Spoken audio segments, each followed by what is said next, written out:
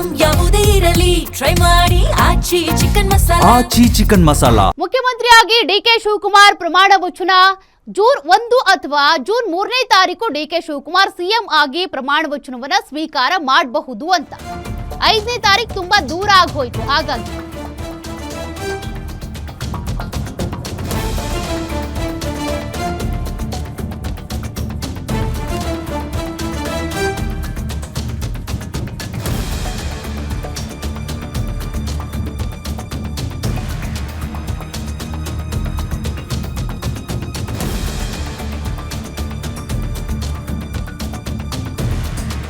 ನೋಡಿ, ನಡುವಿನಕೆರೆ ಅಜ್ಜಯ್ಯ ಹೇಳಿರುವ ಪ್ರಕಾರ 1 ಅಥವಾ 3ನೇ ತಾರೀಕು ಪ್ರಮಾಣ ವಚನ ಸ್ವೀಕಾರ ಮಾಡಿ. ಅದು ಒಳ್ಳೆ ದಿನ, 2 ದಿನಗಳು, ಅದ್ರಲ್ಲಿ 1 ದಿನ ಸೆಲೆಕ್ಟ್ ಮಾಡ್ಕೊಳ್ಳಿ ಅಂತ.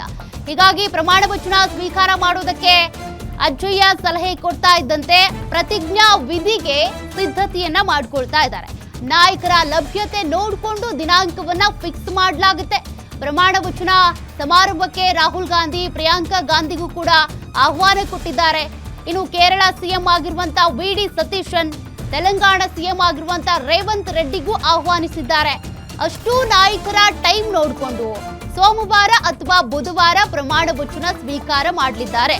ವಿಧಾನಸೌಧದ ಗ್ರ್ಯಾಂಡ್ ಸ್ಟೆಪ್ಸ್ ಮೇಲೆ ಸಿಎಂ ಆಗಿ ಡಿಕೆ ಶಿವಕುಮಾರ್ ಪ್ರಮಾಣ ವಚನ ಸ್ವೀಕಾರ ಮಾಡಲಿದ್ದಾರೆ.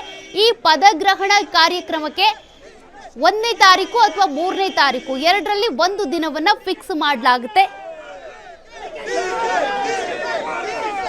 ಮತ್ತಷ್ಟು ಡೀಟೇಲ್ಸ್ ಕೊಡ್ತಾರೆ ನಮ್ಮ ಪ್ರತಿನಿಧಿ ಅಜಯ್ ಕುಮಾರ್. ಅಜಯ್, ಈಗ 3 ದಿನಾಂಕಗಳನ್ನ ಹೇಳಿದ್ರು, ಅದರಲ್ಲಿ ಅಜಯ್ ಕೊಟ್ಟಿರುವಂತ ದಿನಾಂಕ 1ನೇ ತಾರೀಕು ಅಥವಾ 3ನೇ ತಾರೀಕು.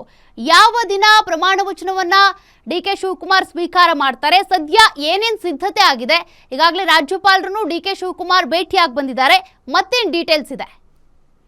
ಖಂಡಿತವಾಗ್ಲೂ ಸೌಖ್ಯ ಏನಂದ್ರೆ ಇವತ್ತು ರಾಜ್ಯಪಾಲರು ಕೂಡ ಧರ್ಮಸ್ಥಳಕ್ಕೆ ಹೊರಟಿದ್ದಾರೆ. ಸೊ ಹೀಗಾಗಿ ಮಧ್ಯಾಹ್ನದ ಹೊತ್ತಿಗೆ ಆ ಒಂದು ಕಾರಣದಿಂದಾಗಿ ಇವತ್ತು ಬೆಳಗ್ಗಿನ ಜಾವನೆ ಅವರನ್ನ ಭೇಟಿ ಮಾಡೋದಕ್ಕೂ ಕೂಡ ಕಾಲಾವಕಾಶವನ್ನು ಕೂಡ ಡಿ.ಕೆ. ಬ್ರದರ್ಸ್ ಕೂಡ ಕೇಳಿದ್ರು. ಅವರು ಕೂಡ ಈಗಾಗಲೇ ಬಂದು ಏನು ಅವರು ಒಂದು ಪ್ರಮಾಣ ವಚನ ಸ್ವೀಕಾರ ಮಾಡೋದಕ್ಕೆ ನಮಗೆ ಸಮಯಾವಕಾಶ ಕೊಡಿ ಅಂತಾನು ಕೂಡ ಈಗಾಗಲೇ ಮನವಿಯನ್ನು ಕೂಡ ಮಾಡಿ ಈಗಾಗಲೇ ಅವರು ಕೂಡ ಹೋಗಿರುವಂತದ್ದು. ಡೇಟ್ ಬಗ್ಗೆ ಈಗಾಗಲೇ ಅಧಿಕೃತವಾಗಿ ಅವರು ಹೇಳ್ಬೇಕಾಗತ್ತೆ. ನೀವ್ ಹೇಳ್ದಂಗೆ ಈಗಾಗಲೇ ಅವರು ಕೂಡ ಅಂದ್ರೆ ಕೆಲವು ಜ್ಯೋತಿಷಿಗಳು ಮತ್ತೆ ಅಜ್ಜಯ್ಯ ಅವರು ಕೂಡ ಈಗಾಗಲೇ ಹೇಳಿರುವಂತದ್ದು 1, 3 ಅಥವಾ 5ರಿಂದ 6ಕ್ಕೆ ಹೇಳಿರುವಂತದ್ದು. ಸೊ ಹೀಗಾಗಿ ಅದರಲ್ಲಿ ಯಾವ ಡೇಟ್ ಮತ್ತೆ ಯಾವ ಸಮಯ ಸೂಕ್ತ ಅನ್ನೋದ್ರ ಬಗ್ಗೆ ಕೂಡ ಇಲ್ಲಿ ಚರ್ಚೆ ನಡೆಸಿ ಆ ನಂತರವೂ ಕೂಡ ಅದು ರಾಜ್ಯಪಾಲರ ಗಮನಕ್ಕೂ ಕೂಡ ತಂದು ಆ ನಂತರ ಪ್ರಮಾಣ ವಚನವನ್ನ ಸ್ವೀಕಾರ ಮಾಡ್ಬೇಕು ಅಂತಾನು ಕೂಡ ಇರುವಂತದ್ದು. ಇದರ ಜೊತೆಗೆ ಕೂಡ ಈಗಾಗಲೇ ಈ ಒಂದು ವಿಚಾರಕ್ಕೆ ಸಂಬಂಧಪಟ್ಟಂತೆ ಎಲ್ಲಿ ಏನು ಪ್ರಮಾಣ ವಚನವನ್ನ ಸ್ವೀಕಾರ ಮಾಡ್ಬೇಕು ಅನ್ನೋದು ಕೂಡ ಈಗಾಗಲೇ ವಿಧಾನಸೌಧ ಮುಂಭಾಗ ಆಗಿರ್ಬೋದು, ಜೊತೆಗೆ ಕಂಠೀರವ ಸ್ಟೇಡಿಯಂ ಆಗಿರ್ಬೋದು, ಮತ್ತೆ ಅಥವಾ ಬೇರೆ ಕಡೆ ಜಾಗದಲ್ಲಿ ಅಂದ್ರೆ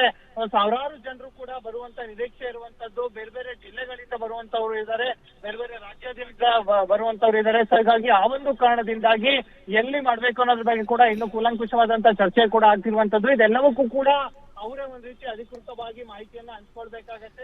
ಓಕೆ, ಥ್ಯಾಂಕ್ ಯು ಅಜಯ್ ಡೀಟೇಲ್ಸ್ಗೆ. ನೋಡಿ, ಸದ್ಯ ಈ 2 ದಿನಗಳಲ್ಲಿ 1 ದಿನ ಪ್ರಮಾಣ ವಚನ ಸ್ವೀಕಾರ ಮಾಡ್ತಾರೆ ಡಿಕೆ ಶಿವಕುಮಾರ್ ಅವರು. ನೋಡೋಣ, ಇನ್ನೇನು ಕೆಲವೇ ಕ್ಷಣಗಳಲ್ಲಿ ಅದ್ರ ಬಗ್ಗೆ ಮಾಹಿತಿ ಹೊರ ಬೀಳಬಹುದು.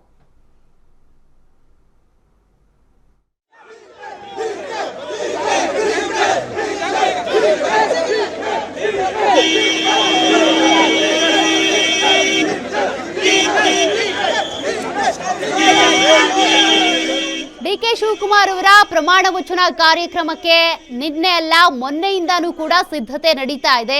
ಆದ್ರೆ ದಿನಾಂಕ ಯಾವಾಗ, ಸಮಯ ಏನು ಅನ್ನೋದು ನಿಗದಿ ಆಗೋದು ಒಂದು ಬಾಕಿ ಉಳ್ಕೊಂಡಿದೆ. ನೊಣವಿನಕೆರೆ ಅಜ್ಜಯ್ಯ ಕೊಟ್ಟಿರುವಂತ ದಿನಾಂಕ ಜೂನ್ 1ನೇ ತಾರೀಕು ಅಥವಾ ಜೂನ್ 3ನೇ ತಾರೀಕು. ಈ 2 ದಿನಗಳಲ್ಲಿ 1 ದಿನವನ್ನ ಡಿಕೆ ಶಿವಕುಮಾರ್ ಅವರು ಸೆಲೆಕ್ಟ್ ಮಾಡ್ಕೊಳ್ತಾರೆ. 5ನೇ ತಾರೀಕು ಬಿಟ್ಬಿಡಿ, ಅದು ತುಂಬಾ ಮುಂದೆ ಹೋಗುತ್ತೆ. ಜೊತೆಗೆ ಈ 3 ದಿನಾಂಕಗಳನ್ನ ರಾಜ್ಯಪಾಲರ ಬಳಿ ಪ್ರಸ್ತಾಪ ಮಾಡಿದ್ರು ಕೂಡ ನಡುವಿನಕೆರೆ ಅಜ್ಜಯ್ಯ ಏನ್ ಹೇಳಿದ್ದಾರೋ ಅದೇ ಡಿಕೆ ಶಿವಕುಮಾರ್ ಅವರಿಗೆ ಅಂತಿಮ. ಹಾಗಾಗಿ 1ನೇ ತಾರೀಕು ಅಥವಾ 3ನೇ ತಾರೀಕು, ಬಹುಶಃ 3ನೇ ತಾರೀಕು ಪ್ರಮಾಣ ವಚನ ಸ್ವೀಕಾರ ಮಾಡುವಂತ ಸಾಧ್ಯತೆ ಕಂಡು ಬರ್ತಾ ಇದೆ. ನೋಡ್ತಾರೆ ನಾಯಕರ ಅವೈಲಬಿಲಿಟಿ, ಜೊತೆಗೆ ರಾಜ್ಯಪಾಲರು ಏನ್ ಹೇಳ್ತಾರೆ ಅದೆಲ್ಲವನ್ನೂ ಕೂಡ ಆಧಾರವಾಗಿಟ್ಕೊಂಡು ಪ್ರಮಾಣ ವಚನ ಕಾರ್ಯಕ್ರಮಕ್ಕೆ ಸಿದ್ಧತೆ ನಡೆಯುತ್ತೆ.